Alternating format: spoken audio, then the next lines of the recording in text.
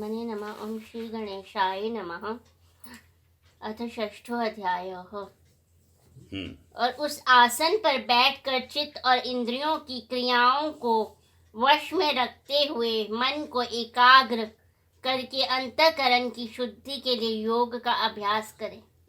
अब ये जो योग का अभ्यास बताया भगवान ने, इंद्रियों को वगैरह नियंत्रण करना, मन बुद्धि को नियंत्रण करना, ठीक है ना, और प्रयास करना कि सांसारिक विचार न आए और उस भगवान का नाम ही आए। अब कैसे करना ये हमने आपको बताया है।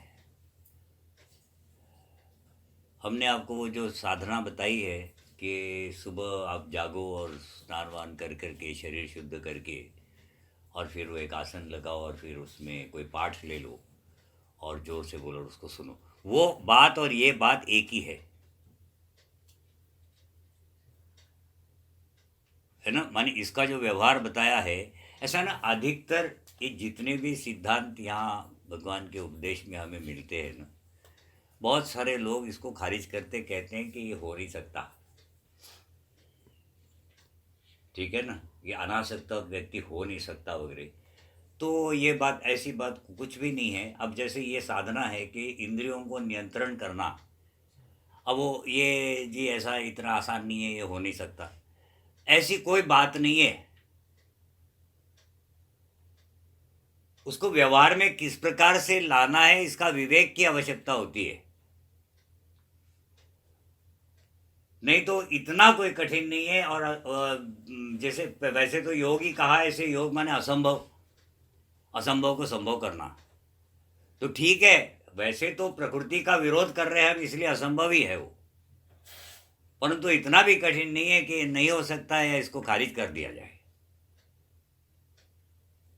कि मनुष्य कभी अनासक्त तो होता ही नहीं है। ऐसी कोई बात नहीं। आप रोज़मर्रा के जीवन में भी बहुत सारे ऐसे काम कर जाते हो जहां आपकी कोई आसक्ति नहीं होती है, उस पर सिर्फ ध्यान देने की आवश्यकता है। ध्यान क्या देना है कि मैं जब वो काम करता हूँ मेरा भाव क्या होता है।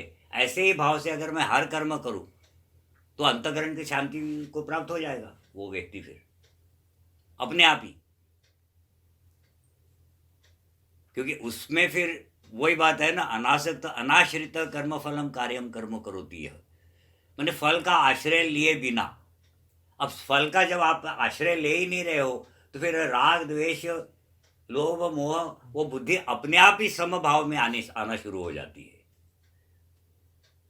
इसको करने की आवश्यकता नहीं पड़ती है, सिर्फ आपको ये पता होना चाहिए कि शुरू कहां से करें। जैसे मान लो कि आप अपने घर में ही हो और बीमार पड़े हो और किसी कोई बच्चा है, शायद आपका ही है, और आपने उसको पानी लाने के लिए कहा और उसने आपको झटकार दिया। हाँ, जनरली ऐसा होता है। अब आपके अंतकरण में उससे आपने अपेक्षा की है, इसी वास्ते से आपको फिर उस बात का बहुत बुरा लगता है, क्रोध आता है और आप में उस व्यक्ति के प्रति फिर द्वेष उत्पन्न होता है। और ये द्वेष अशांति का कारण है। जैसे हमने कहा कि ये वैराग्य नहीं हो सकता जहां द्वेष है, क्योंकि द्वेष हमेशा अशांति देता है। वही अगर आप अनासक्त हो तो आपने उससे पानी मांगा, उसने इनकार कर दिया, तो आपने कोई उस पर ध्यान ही नहीं दिया, ठीक है, कोई नहीं, तो फिर न तो द्वेष उत्पन्न होगा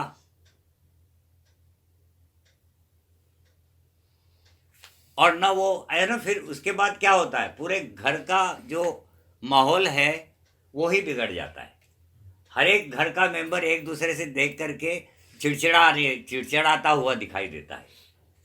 उसका मुख्य कारण क्या, आसक्ति। हाँ, हर एक व्यक्ति से कुछ न कुछ अपेक्षा रखता है। तो फिर यहां आपको बनना क्या है, आशा रहित, स्पृहा रहित, ममता रहित। तो ममता रहित। तो ये सब तभी होगा जब आप आसक्ति का त्याग कर दोगे। आसक्ति का त्याग कर दोगे तो ये सारा अपने आप ही होने वाला है।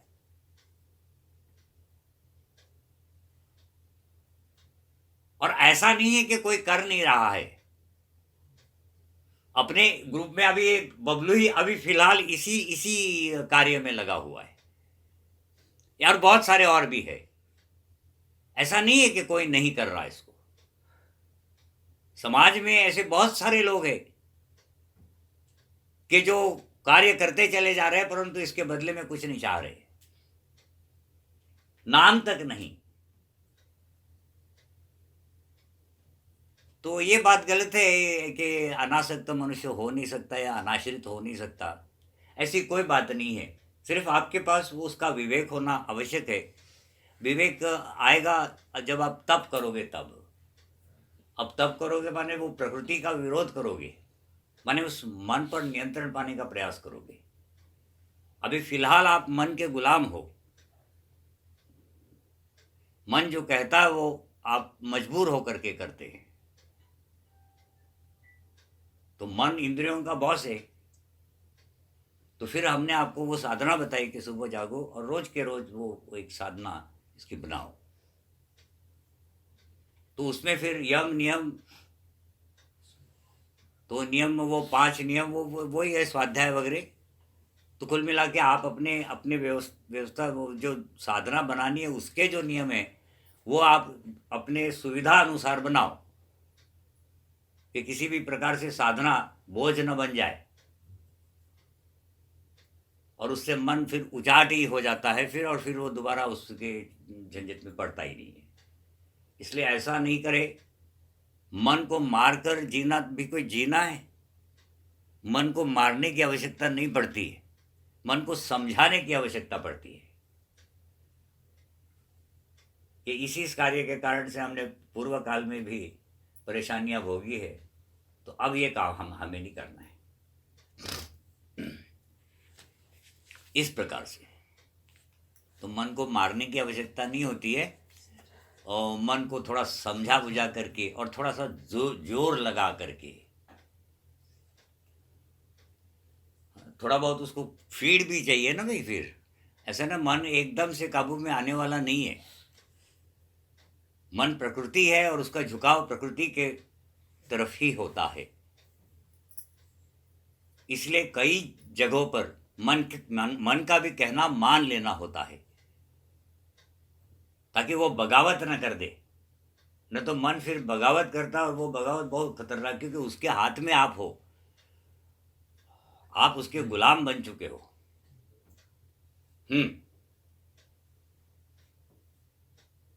तो इसीलिए फिर उस मन को जो जिन चीज़ों से उसकी अधिक कोई जिद है तो उसको थोड़ा फील्डिंग भी दे देनी पड़ती, थोड़ी कोई कामनाएं उसकी पूरी करनी, माने होते होते होते क्रम से, अभी आगे भगवान कहेंगे कि क्रम से चढ़ता हुआ वो योगी फिर उस गंतव्य तक पहुंचने का प्रयास करता है। अच्छा, अब आओ, हम लोग कहाँ थे? हाँ, 16 पढ़ लो ना, 16 से शुरू कर दो, 16वें से। हे अर्जुन, परंतु हे अर्जुन, यह योग न तो बहुत खाने वालों का और न बिल्कुल न खाने वालों का, तथा न बहुत शयन करने के स्वभाव वाले का और न सदा जागने वाले का ही सिद्ध होता है। हाँ, अब साधना में रहना है तो ठीक है ना फिर, कि आप अगर सही प्रकार से भोजन नहीं पाते, दूसरे दिन पेट वेट खराब हो जाता है आपकी, फिर तो साधना टूट जाती है। जागते रहे, कोई फिल्म ही देख रहे हैं, कुछ कर रहे हैं, तो सुबह जल्दी नींद, अगर जबरदस्ती जाग भी जाओ तो दिन खराब हो जाता है सारा। तो फिर यहाँ भगवान कहते हैं कि अर्जुन, ये इस प्रकार का ये जो योग है, तो ये योग व्यवस्थित जीने वाले व्यक्ति को किस विशेष प्रकार के डिसिप्लिन में जीने वाले व्यक्ति को ही सिद्ध होता है। हाँ, है ना, ये सब बातें। अब जागने का समय निर्धारित कर ले, सोने का समय निर्धारित कर ले कि इतने बजे हमने सोना तो सोना ही है, नहीं तो फिर कष्ट होता है। अच्छा, फिर क्या है कि शरीर धीरे धीरे धीरे धीरे करके शरीर जीर्ण होता चला जाता है। जो उत्पत्ति जिस चीज़ की है उसका नाश ज़रूर होता है, ये प्रकृति का नियम है। तो फिर शरीर धीरे धीरे धीरे करके जीर्ण होता चला जा रहा है। अब इस प्रकार से अगर आप अव्यवस्थित जीवन जीते हो तो वो जल्दी टूट फूट कर खत्म हो जाने वाला है, क्योंकि अब आपके पास मार्ग आपको मिल चुका है कि किस प्रकार से हम, और वो उस पर चलने का आपको प्रकार भी, उसकी रीत भी बता दे रहे हैं भगवान कि किस प्रकार से उन मार्गों पर चलना है। तो तब आपको ये को प्रयास करना है कि आप अधिक से अधिक इस संसार में जी सको बिना किसी रोग और बीमारियों के। तो फिर आपको अपना वो जीवन, फिर थोड़ा सा सुबह जागे, थोड़ा योगासन वगैरह कर ले, तो प्राणायाम कर ले, थोड़ा सा ध्यान कर ले, और उसके बाद ईश्वर प्रदान शुरू करे। अब वो वही बात आई ना कि सोचे थे 5 बजे जागने का, नींद खुली 5:30 बजे, फिर थोड़ी बहुत और सो लिए, स्नूज, तो फिर हाँ, तो फिर उसमें 6 बज गए, अब काम पे भी जाना है, तो लड़बड़ जल्दी जल्दी जल्दी जल्दी करके उसको निपटा दिया। तो ठीक है, कभी कभार इमरजेंसी में ऐसा भी करना होता है, परंतु अधिकतर यहाँ ध्यान रखिए कि थोड़ा सा जल्दी जागे, जल्दी जाग करके और फिर एक व्यवस्थित योगासन वगैरह करके, प्राणायाम वगैरह करके, शरीर शुद्धि के बाद, और फिर शांतिपूर्वक थोड़ा सा आँख बंद करके बैठ जाए, और उसके बाद फिर अपना ईश्वर प्रदान शुरू करें, मन को, बुद्धि को शांत करके। ठीक है, चलो। तो हर एक व्यक्ति जो सही प्रकार से भोजन पाएगा, सही प्रकार से सोएगा, जागेगा, तो मात्र बैठे रहने वाला व्यक्ति या मात्र चलने वाला व्यक्ति, इस प्रकार ऐसे लोग फिर इस योग में की सिद्धि बहुत फिर देर लगती है। मार्ग तो मिल चुका है ना, फिर बीज बो चुका है, वो एक ना एक दिन सिद्धि को तो प्राप्त होगा, क्योंकि बीज का नाश नहीं है, परंतु फिर वो बहुत देर लगेगी, कहाँ कौन से जन्मों में वो पहुंचेगा। एक तत्परता से साधना करने वाला व्यक्ति फिर इसी जन्म में उस सिद्धि को प्राप्त हो जाएगा। आगे, यह दुखों का नाश करने वाला योग। अब दुखों का नाश करने वाला योग। अब दुख हम लोग के पाप के कारण से उत्पन्न होते हैं, तो फिर पापों को नाश करने वाला ये योग। अब पाप ही नष्ट हो गए तो भाग्य बदल जाएगा, तो फिर तकदीर को, भाग्य को बदल कर रख देने वाला ये योग। हाँ, है ना, दुखों को दूर करने वाला ये योग, माने पापों को काटने वाला ये योग। तो पाप जब कट जाएंगे, दुख दूर हो जाएंगे, ठीक है ना। तो जब दुख दूर हो गए तो भाग्य बदल न गया आपका।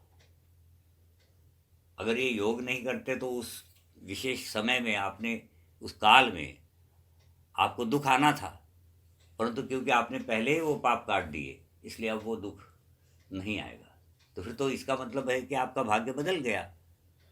तो भाग्य को बदल कर रख देने वाला ये योग। हाँ, यथा योग्य आहार विहार करने वाले का, कर्मों में यथा योग्य चेष्टा करने का, और यथा योग्य सोने तथा जागने वाले का ही सिद्ध होता है। हाँ, व्यवस्थित जीवन जीने वाले के लिए ये योग सिद्ध हो जाता है। आगे व्हाट्सएप पे डाला था उन्होंने, यथा योग्य चेष्टा करने वालों का। हाँ, चेष्टा माने प्रयास, तो ठीक है। वो यथा योग्य प्रयास माने क्या, वो जो बताया आपको कि एक व्यवस्थित एक समय निर्धारण कर ले, जागने का, सोने का, खाने का, पीने का, कौन सी चीज़ें हमें खराब लगती है, शरीर पर ध्यान रखे। आगे 13वें अध्याय में क्षेत्रज्ञ के बारे में भगवान कहेंगे। तो फिर इस प्रकार से उस शरीर को, उस क्षेत्र को सही प्रकार से रखे, तो ऐसा जो व्यक्ति फिर इस प्रकार से चलेगा, फिर संसार में जिएगा, तो फिर वो इस योग की सिद्धि को जरूर प्राप्त होगा। इस प्रकार योग के अभ्यास से अत्यंत वश में किया हुआ चित्त जिस काल में परमात्मा में ही भली भांति स्थित हो जाता है, उस काल में संपूर्ण भोगों से स्पृहा रहित पुरुष योग युक्त है, ऐसा कहा जाता है। हाँ, फिर से एक बार बोलो। अत्यंत वश में किया हुआ चित्त, अत्यंत बस में किया हुआ चीज हुई बुद्धि, चित्त माने बुद्धि। हाँ, जिस काल में परमात्मा में ही भली भांति स्थित हो जाता है। वहाँ फिर परमात्मा में उसका ध्यान लग गया, स्थिर हो गई बुद्धि वहां पे। हाँ, आगे। उस काल में संपूर्ण भोगों से स्पृहा रहित पुरुष, संपूर्ण भोगों से छूटा हुआ, ठीक है, माने उस समय में ही वो संपूर्ण भोगों से छूट जाता है। कब? जब उसका परमात्मा में ध्यान लग जाता है, तब। हाँ, योग युक्त है, ऐसा कहा जाता है। ऐसा व्यक्ति फिर योगी है, ऐसा कहा जाता है। हाँ, जिस प्रकार वायु रहित स्थान में स्थित दीपक चलायमान नहीं होता, वैसे ही उपमा परमात्मा के ध्यान में लगे हुए योगी के जीते हुए चित्त की कही जाती है। हाँ, जिस प्रकार से भगवान कहते हैं कि जहाँ पर वायु नहीं है, हवाएं नहीं चल रही, वहाँ जैसे दीपक का जो स्थिर रहती है, वो जो ज्योत उसकी है ना, उसकी लव जो एकदम स्थिर रहती है, तो इसी प्रकार से वो योगी की बुद्धि भी परमात्मा में जब ध्यान में लग जाती है तो इसी प्रकार से स्थिर हो जाती है। और हे अर्जुन, योग के अभ्यास से निरुद्ध चित्त जिस अवस्था में उपराम हो जाता है, योग के अभ्यास से निरुद्ध हुआ चित्त माने योग का अभ्यास करते करते बुद्धि जब स्थिर हो जाती है, निरुद्ध स्थिर हो जाना।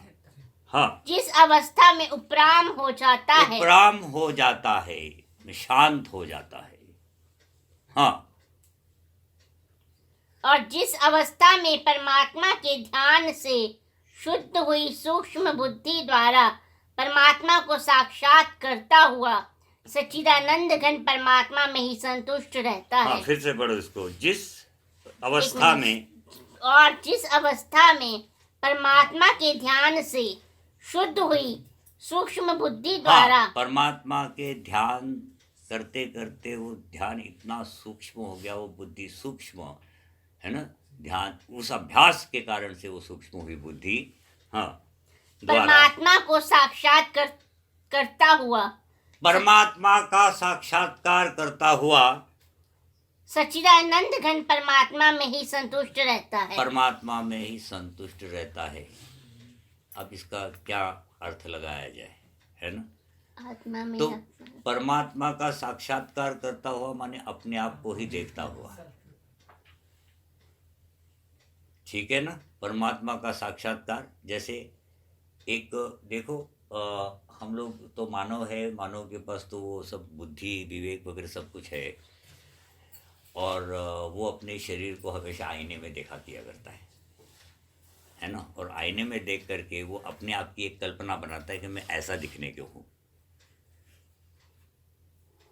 और उसी प्रकार का फिर वो भाव उसमें उत्पन्न हो जाता है, जिसको कहते हैं व्यक्ति भाव, है ना? तुमने जब जन्म हुआ उसके बाद हमें लगता है 3-4 साल के अंदर अंदर तुमने आईना देखना शुरू कर दिया, और ये हम ऐसे हैं दिखने के लिए। परंतु ये जो प्राणी होते हैं बाकी, इन लोगों को पता नहीं होता कि ये कैसे दिखते हैं, ठीक है ना? तो आध्यात्मिक ज्ञान और आत्मज्ञान से पहले वास्तव में हम सभी लोग उन प्राणियों की तरह है जो नहीं जान रहे होते कि हम कैसे दिखते हैं और हम क्या है।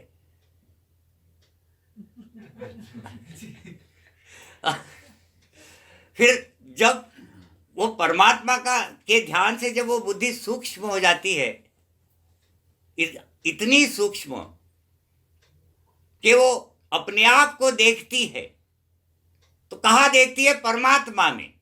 माने वो परमात्मा उसका आईना है, मिरर, ध्यान रहे, वो देख अपने आप को ही रहा है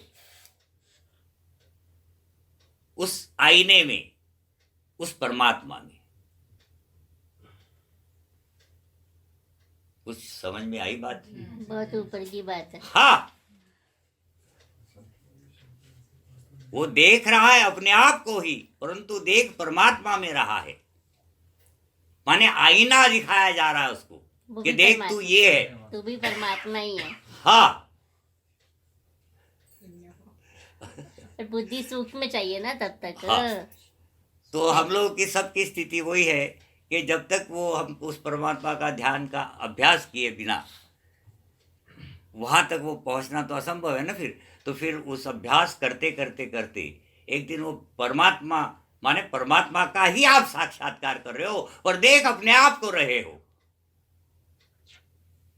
हाँ, सेल्फ रियलाइजेशन, हाँ, अंग्रेजी में जो बोलते हैं। हाँ, बात समझ में आ गई? हाँ, सीधे ही बोल दो कि तुम परमात्मा ही हो।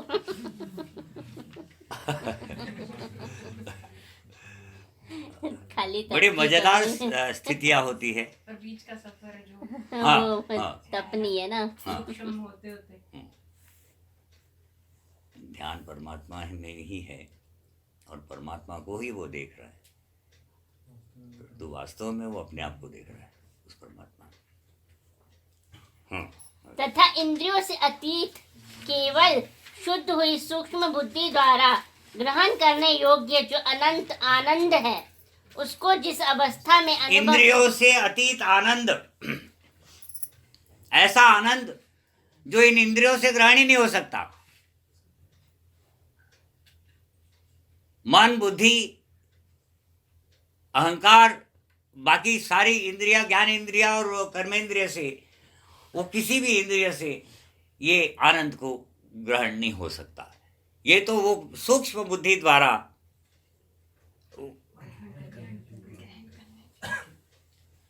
ग्रहण करने योग्य जो आनंद है वो, हाँ, उसको जिस अवस्था में अनुभव करता है और जिस अवस्था में स्थित वह योगी परमात्मा के स्वरूप से विचलित होता ही नहीं, आगे, और परमात्मा की प्राप्ति रूप जिस लाभ को प्राप्त होकर उसमें अधिक दूसरा कुछ भी लाभ नहीं मानता, और परमात्मा प्राप्ति रूप जिस अवस्था में स्थित योगी बड़े भारी दुख से भी चलायमान नहीं होता। हाँ, यहाँ पर ये स्थिति बता रहे भगवान कि इंद्रियों से अतीत केवल सूक्ष्म बुद्धि द्वारा जो आनंद है उसका अनुभव करता है। तो वो अवस्था बन जाती है। हाँ, वो तो अवस्था बननी है। रोज रोज करोगे तो ऐसा ना, स्थिति और अवस्था, तो स्थिति जो होती है ये खींचतान कर लाई हुई स्थिति होती है, और उसके बाद जब वो वहाँ वो परमानेंट हो जाती है तो वो अवस्था बन जाती है फिर। हाँ,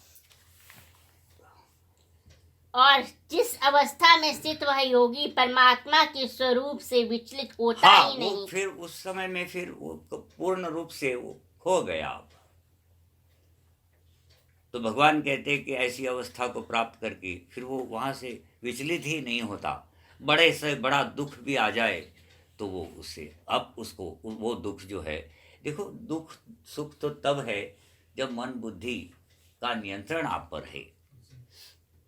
एक बार आपका नियंत्रण मन बुद्धि पर हो जाता है ना, तो फिर सुख और दुख नहीं होते। वो आपकी इच्छा पर निर्भर है। आप सुखी होना चाह रहे तो सुखी हो जाओगे, नहीं होना चाह रहे हो तो नहीं होगे, दुखी होना चाह रहे तो दुखी हो जाओगे, क्योंकि आप अब मन बुद्धि पर, पूर्ण अंतःकरण पर और इंद्रियों पर आपका नियंत्रण हो चुका है। हाँ, और जो दुख रूप संसार के संयोग से रहित है, दुख रूप संसार के संयोग से रहित, माने संसार को बड़ा दुख रूप बताया है, तथा तो इसके संयोग से रहित माने इसका इसमें कोई वास्ता नहीं, कोई दखल अंदाजी नहीं, वो अलग ही अलग। हाँ, यहाँ जो मार्गों में आप चलते हो जो भी भाग्य आप भोगोगे आप यहाँ का भोगोगे, वहाँ का नहीं। हाँ। तथा जिसका नाम योग है उसको जानना चाहिए। वह योग ना उकताए हुए अर्थात धैर्य और उत्साह युक्त चित्त से निश्चय पूर्वक करना कर्तव्य है। अब इसको भगवान कहते हैं, इस प्रकार का ये योग है। और पहले भी उन्होंने कहा है कि मनुष्य अपने आप को अधोगति को न जाने दे। हाँ, कोई न कोई थोड़ी बहुत साधना तो जरूर कर ले, ताकि वो अगला जन्म भी उसका मानव का रहे।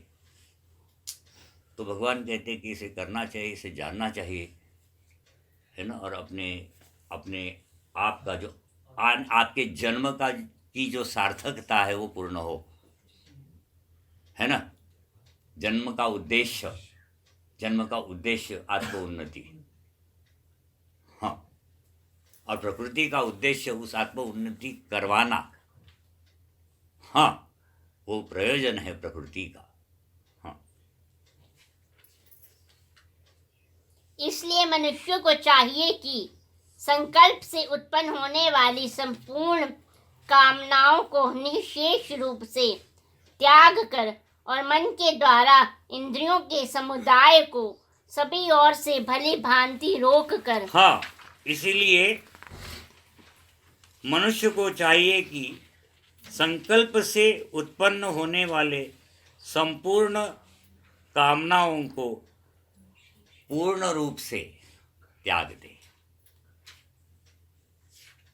संकल्प से उत्पन्न होने वाले, पहले संकल्प लेते हैं और फिर वो कामनाएं। सारा खेल ही कामना का है। अगर कामना ना होना, इतनी शांति संसार में, झंझट ही गई। हाँ, जब हम चला करते थे ना, तो कभी कोई हमको कोई बाबा मिल जाए जो बीड़ी नहीं पीता हो, तो हम उस पर जलते थे कि देखो कितना आज़ाद है। नहीं, ये एक हमारे ऊपर एक बंधन है। हाँ, ये हमने जो आदत डाल रखी है, ये हमें एक बंधन है, ये हमें मजबूर करता है। हाँ, तो पूर्ण रूप से छूटा हुआ इन सब चीजों से, तो फिर से संकल्प से उत्पन्न होने वाली संपूर्ण ये जो कामनाएं हैं इनका, हाँ, संपूर्ण कामना को निःशेष रूप से, पूर्ण रूप से त्याग कर, कोई भी शेष ना रहे, निःशेष। और मन के द्वारा इंद्रियों के समुदाय को सभी ओर से भली भांति रोक कर। हाँ, पहले तो मन को नियंत्रण पाना और मन के द्वारा फिर इंद्रियों को रोक करके, हाँ, क्रम से अभ्यास धीरे धीरे करता याद हुआ रहे। हाँ, उपरति को प्राप्त हो। हाँ, उपरति को प्राप्त हो, धीरे धीरे चढ़ता चला जाए।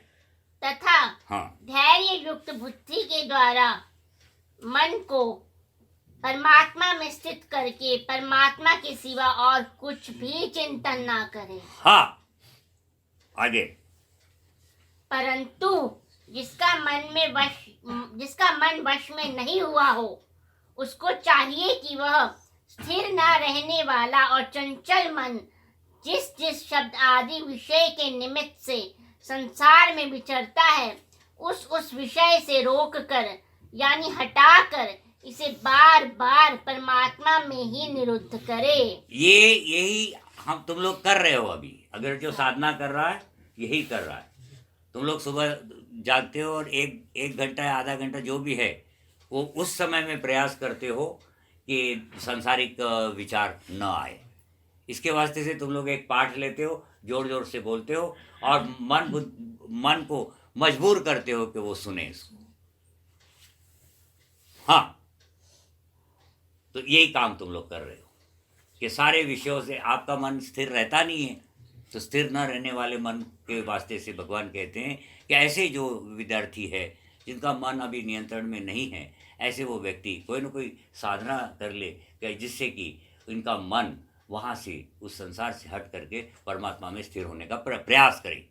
हाँ, क्योंकि जिसका मन भली प्रकार शांत है, जो पाप से रहित है और जिसका रजोगुण शांत हो गया है, ऐसे इस सच्चिदानंद घन ब्रह्म के साथ एक ही भाव हुए योगी को उत्तम आनंद प्राप्त होता हाँ, है। इस प्रकार से इस योग में जब जब भी आप कामनाओं का वगैरह त्याग कर देते हो तो एक विशेष प्रकार का आनंद उत्पन्न होता है। फिर मन बुद्धि की आज़ादी।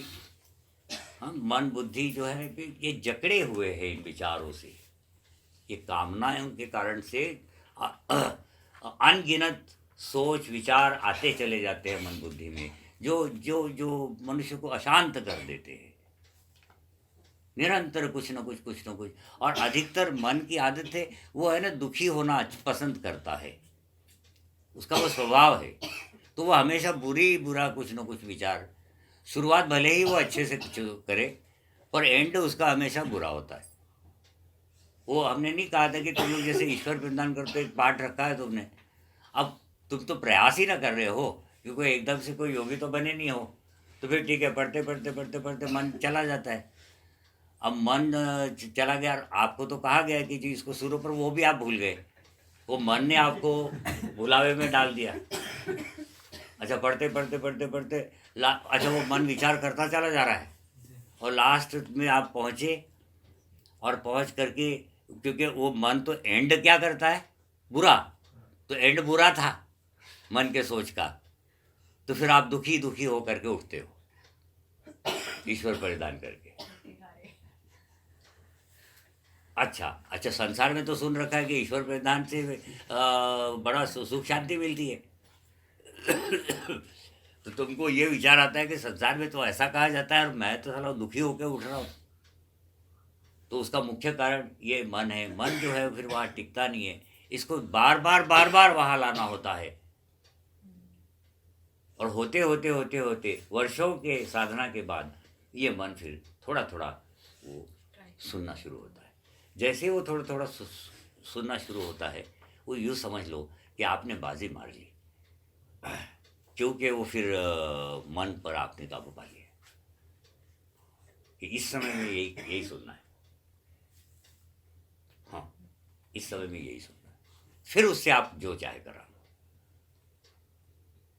आगे, क्योंकि जिसका मन भली भांति प्रकार शांत है, जो पाप से रहित है और जिसका रजोगुण शांत हो गया है, ऐसे इस सच्चिदानंद घन ब्रह्म के साथ एक ही भाव हुए योगी को उत्तम आनंद प्राप्त होता है। रजोगुण शांत हो गया है, माने कर्मों का त्याग कर दिया है जिसने।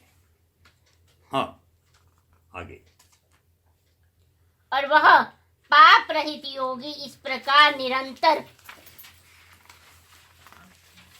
आत्मा को परमात्मा में लगाता हुआ सुख पूर्वक पर ब्रह्म परमात्मा की प्राप्ति रूप अनंत आनंद का अनुभव करता है। माने भगवत साक्षात्कार जो पहले बताया। और हे अर्जुन, सर्वव्यापी अनंत चेतन में एक ही भाव में स्थिति रूप योग से युक्त आत्मा वाला तथा सब में समभाव से देखने वाला योगी आत्मा को संपूर्ण भूतों में स्थित और संपूर्ण भूतों को आत्मा में कल्पित देखता है। अब ऐसा नहीं, ये कल्पित लिखा गलत है, कल्पित नहीं देखता है, वास्तव में देखता है। हाँ, कल्पित नहीं देखता, वो वास्तव में देखता है, संपूर्ण भूतों में अपने आप को देखता है, अपने आप में संपूर्ण भूत देखता है, देखेगा ही।